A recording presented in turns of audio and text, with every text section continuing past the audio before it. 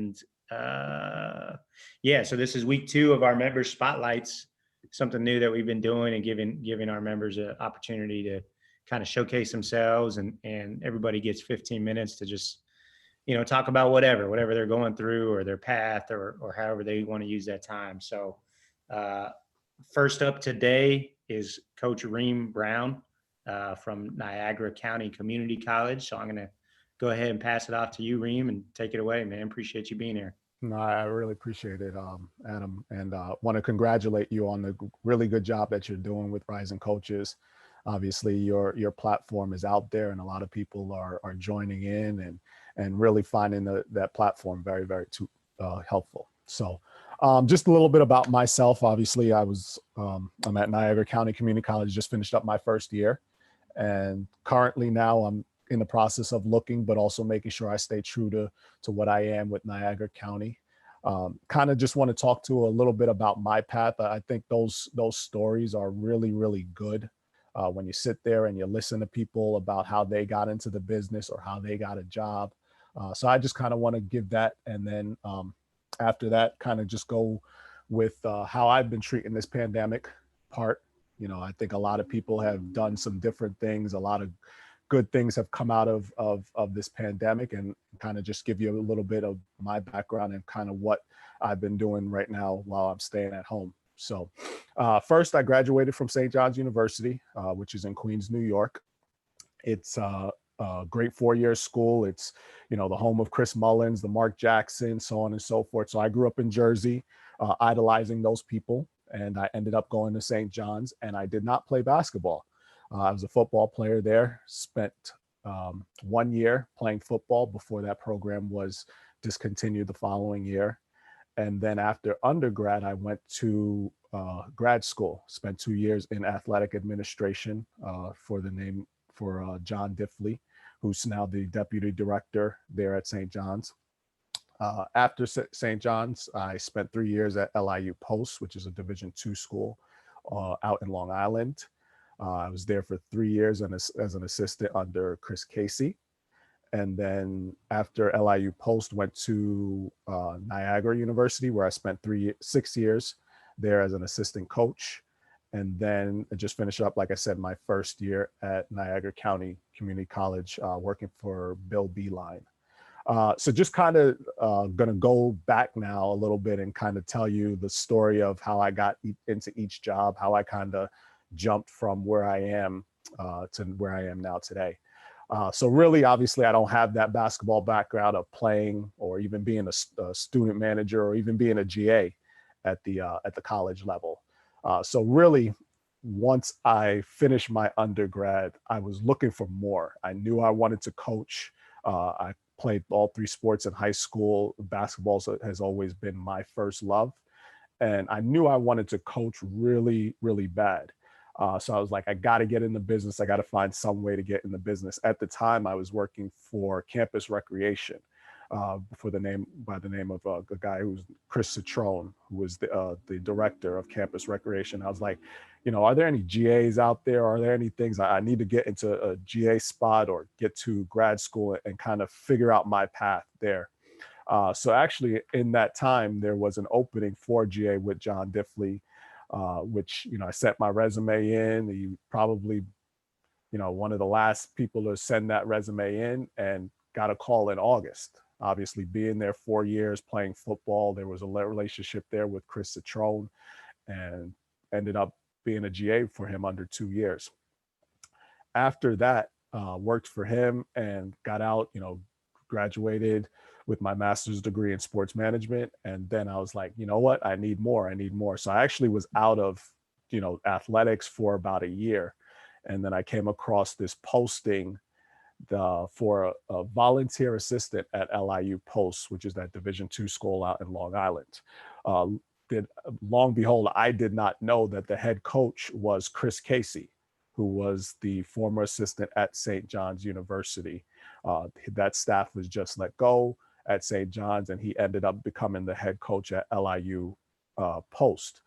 So they were looking for a volunteer assistant, and there was the relationship, being from St. John's. And I actually met John a bunch of times while at St. John's, because I knew I wanted to get into coaching. I knew I wanted to do things, and they were kind of talking to him. I was actually after my senior year as an undergrad, I tried out for the men's team.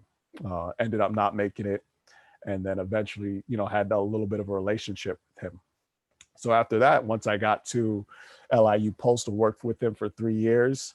And then that third year, I was like, man, financially, it was a little struggle. My son was just born. And I was like, not making much.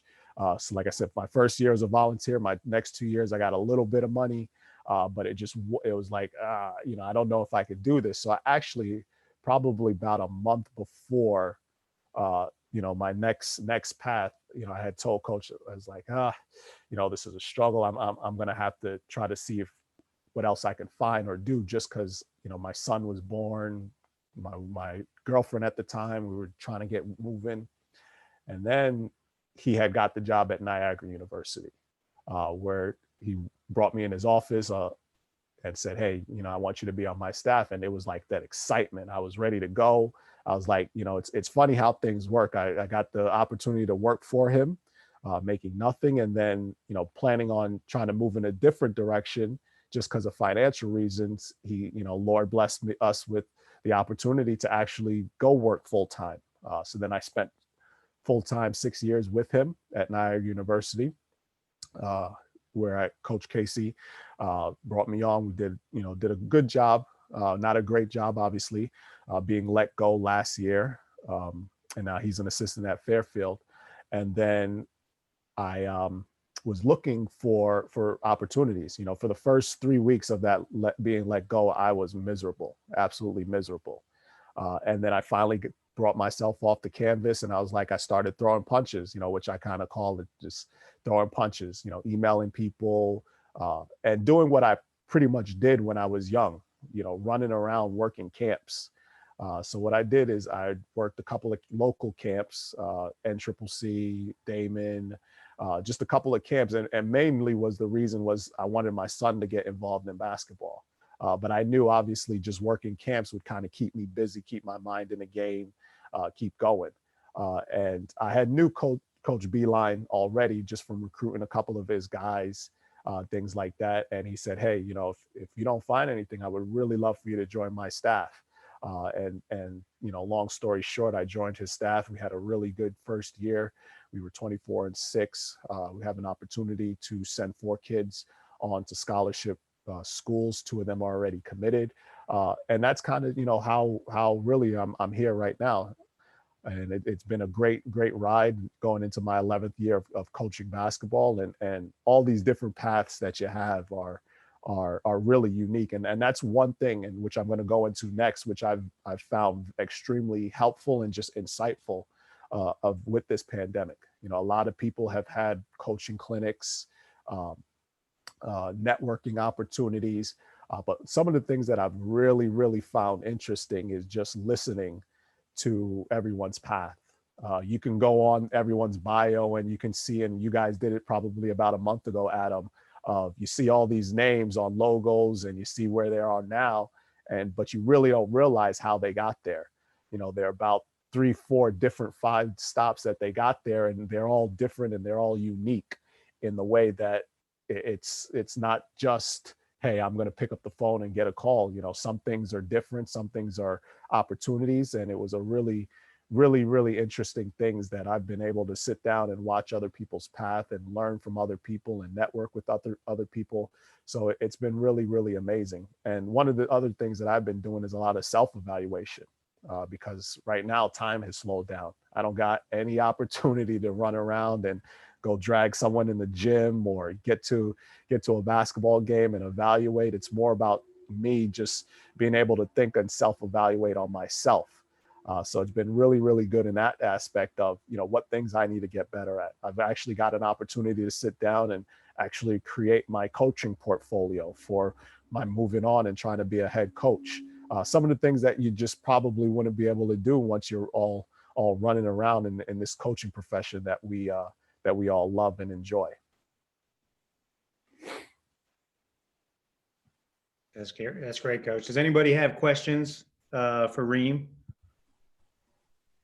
I got a question for you. What does that like self-evaluation process look like in terms of like how you structure it in your day? Like, do you get up in the morning and you know you're going to spend this amount of time on this project, and like how did you Yeah, manage? you know, it really kind of started with some of those coaching clinics and the timing of them. It probably was about 2 weeks that those coaching clinics came out, and I started watching them and just listening to different people, listening to their different stories, listening to certain sayings that they have and certain cultures and things that they do. And really, kind of what I do is I get up in the morning. I'm usually up before both my wife and my son. I'll get up and I'll watch, a coaching clinic or two here or there.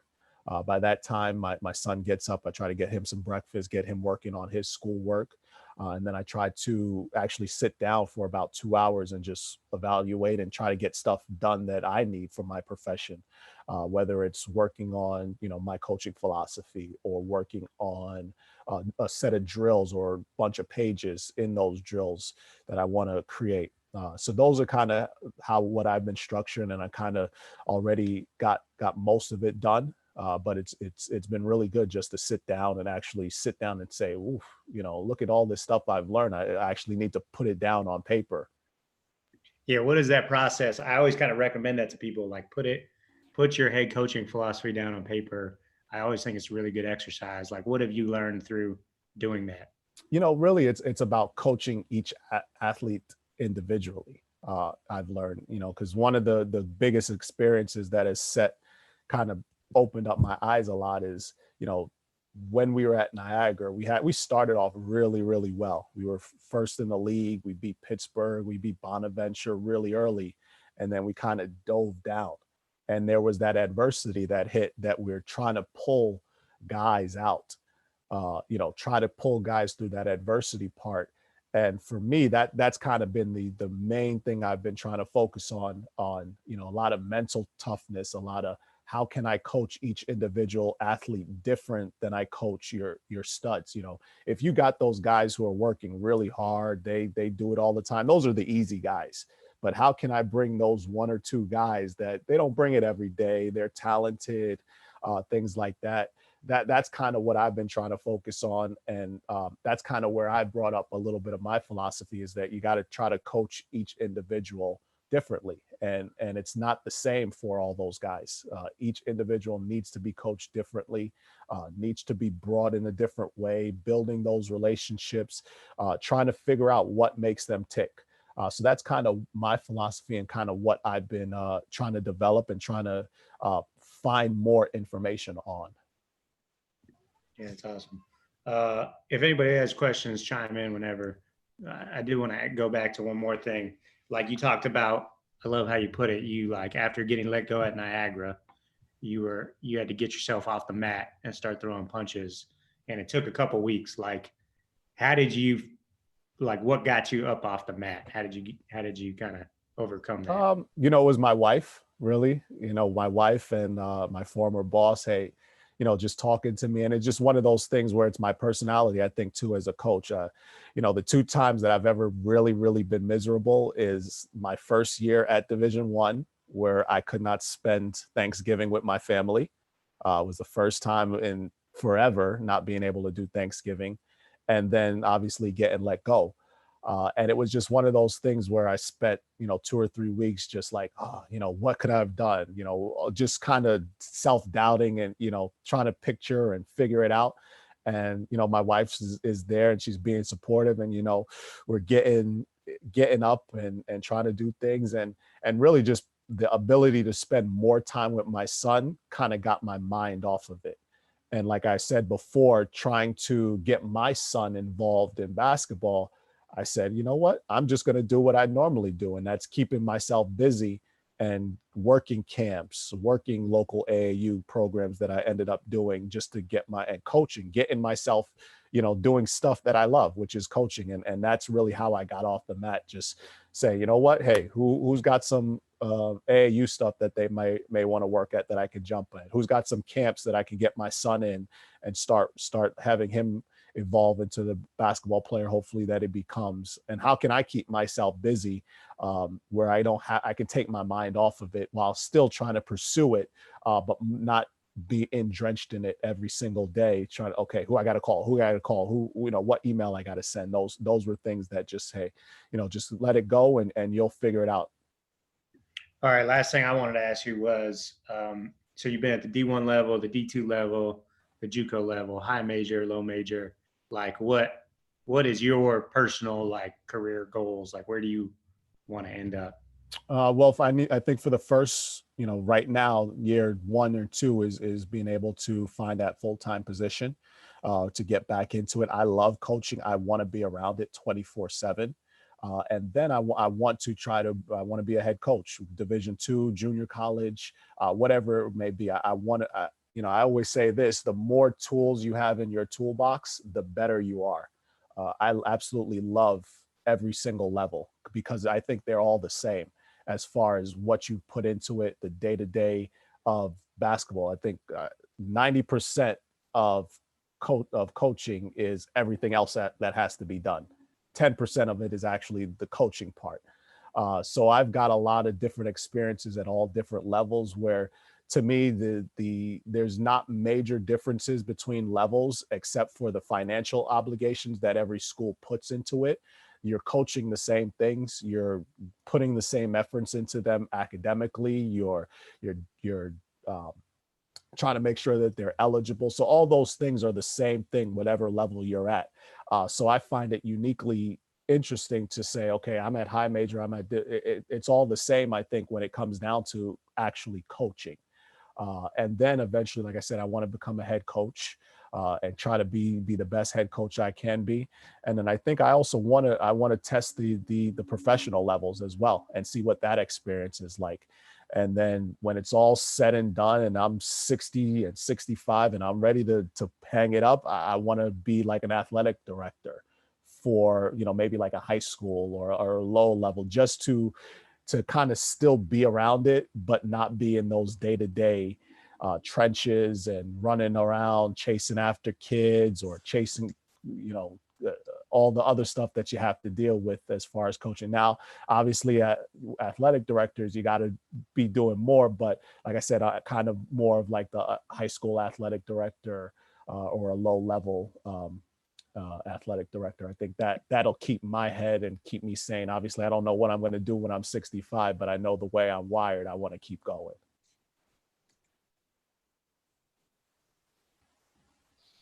Reem, great job, man. That's great stuff. Does anybody have questions before we let Reem go?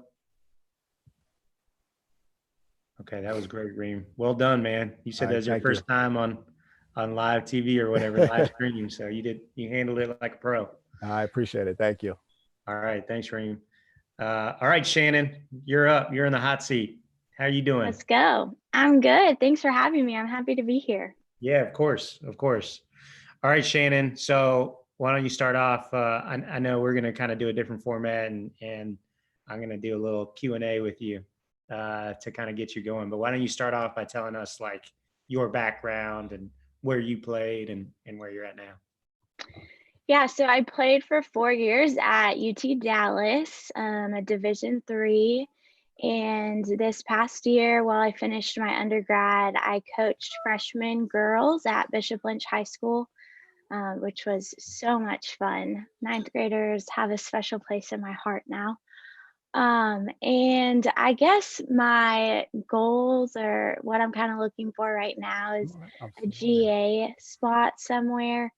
But obviously the waters right now for getting a job are a little bit different just with the situation. So I'm being flexible and just trying to see what's open. So when you were playing, did you know that you wanted to coach like your whole playing career? I did not. I'd say my first 3 years, I was pretty set on going to medical school. And it was in August, right before I started my senior year. I was just really sad about basketball being over. And quite frankly, my other teammates were excited to have one more year, but were ready to move on. And so I was just kind of wrestling with why I was so sad for basketball to be over. And honestly, just like the Lord led me to coaching. I'd never had a lot of peace about going to medical school, but once I started considering coaching, it just felt so much peace about it. It's just like honestly the greatest way I can describe it. And it was really really cool to see how once I made that transition, just pieces fell into place, and I was able to do a program at the WBCA convention for student athletes who want to coach, and worked camps last summer, and then I got the ninth grade job this year. So yeah, didn't always know, but I'm really glad that's where I am now. I'm sure your parents were thrilled that you went from medical school to coaching. Yeah, I've heard a few comments about, wow, I'm surprised you gave up a salary just like that. I was like, well, I could be rich and unhappy, or not very rich and happy, so I'm going to choose the second one. Yeah, smart. That's awesome.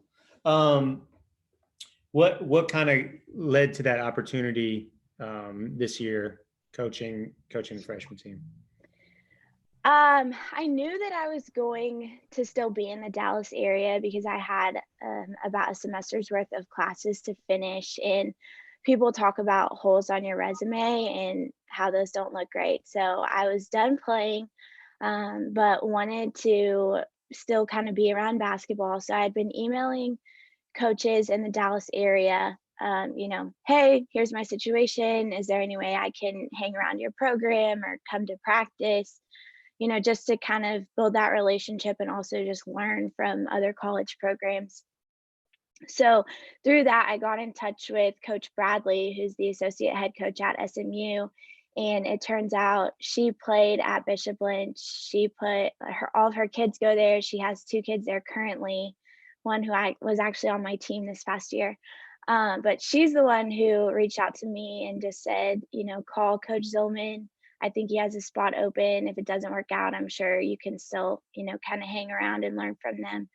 So yeah, I really wasn't looking to actually coach because I didn't know that that was even possible. I don't have a college degree, who does that, but it turns out that their freshman coaching position didn't involve teaching. So it worked out great.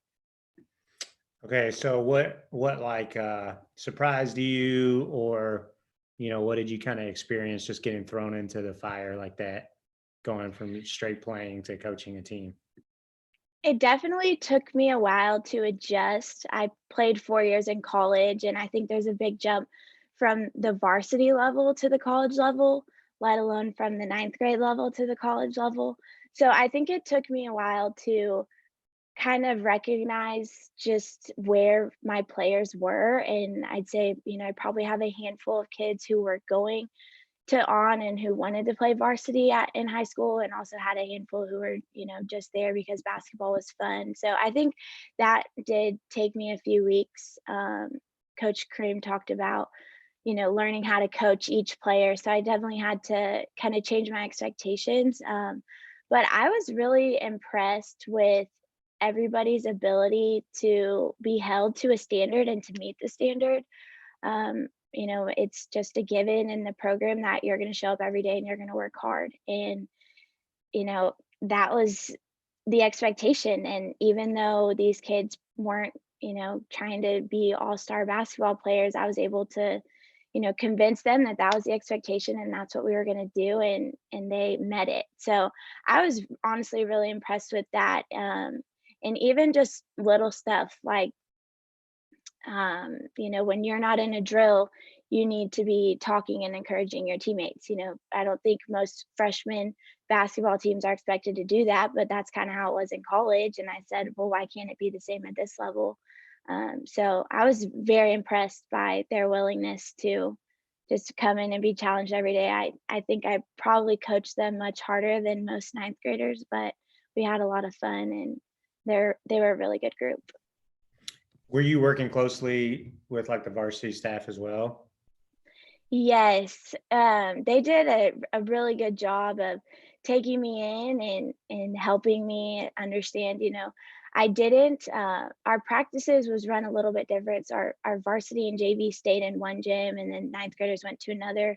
So I did have a good amount of freedom and, kind of flew solo for most of practice time, but the varsity staff did an incredible job of, helping me out with player issues or trying to help me teach how to press because I didn't really know how to teach that. So they were really, really good. And I will definitely miss them a lot if I end up leaving this next year. They were awesome. So did you like I know you mentioned like trying to get a GA spot at the college level. What did you think of the high school level? Could you see yourself going, coaching at that level later in your career, or are your goals really to get to the, college? I definitely do want to test the college waters eventually. Recently, I'm not sure what that time frame looks like, if I'm being completely honest. I think, been listening to a lot of people talk in Zoom calls, and one thing a ton of people say is just find a really good environment in a place that you're happy and that you enjoy, and stay there. And so that's kind of what I had this past year. It was a great environment. I still feel like there's a lot for me to learn if I did stay at Bishop Lynch for a little while longer. I would consider staying high school long term, at a situation like BL is, because our program is pretty competitive. But I don't think every high school is in an area or has the students who are super bought in, and it's like a high level, if that makes sense. But Bishop Lynch is, so it makes it really fun. But I ultimately would like to get into the college level, at least for a little bit. I just loved the high level that I played at and think that it would be really fun to coach there. Okay, so what are you doing? What are some things you're doing to like get those opportunities and meet people and kind of build your brand, so to speak? hmm Well, being a part of Rising Coaches is definitely helping. Last summer, I was able to travel a lot and I worked a bunch of camps, which I think was great experience because you meet the other people there who are coaching the camps. You also get to meet the staffs who are hosting camp. And you also get to learn new drills and you always take stuff away when you were at camp. So I did that last summer. I also was able to go to the Final Four back when we had a Final Four in 2019. So that was a good experience. And like I mentioned, I did a program for student athletes who want to be coaches. So I got to meet a bunch of people who are kind of in my situation, trying to get into the profession. I'd say or probably the biggest thing that I've tried to do, and a lot of people say this, is write handwritten notes, which seems very out of style and like so much work, but I've actually built a pretty good relationship with Coach Shimmy at Clemson strictly because of handwritten notes. So not everybody writes you back, but some people do. So keep writing them. And I've also, tons of people mention this, but I've kind of actually taken it to heart, is trying to learn graphics and get good at them. So I've been spending a lot of time doing Photoshop and working with Premiere since kind of the quarantine started, and just trying to learn how to do that, because obviously that's really big in recruiting and definitely gives you a leg up when you're looking for GA spots, I think. Yeah, for sure. Great tool to have in your toolbox, as Reem said. And then I saw something. What else did you do? I saw something. You won some contest on social media for some video breakdown, right? Oh yeah. Coach Brotherton, who coaches at the Village School, hosted, it was like I think it was started in the Sweet 16 round. It was like a film breakdown. So I did that. It was through his Dynamic Coaching Tools Twitter. That was a fun project. You were given a team, you kind of got to pick, and you picked their top 5 sets, and they put a poll on Twitter and they voted. So that was really fun. And yes, I did end up winning, though I had 3 teams in the mix. So I think I had really good odds, but it was a good experience, and it was fun to just watch a bunch of film and kind of get to analyze how different teams do things. It was a good experience. Yeah, Shannon, don't tell people that you had stacked the odds for yourself. Just tell them you won this great contest. Okay, cool. If anybody has questions for Shannon, feel free to jump in. Shannon, is there anything else that we left out or that you want to kind of touch on?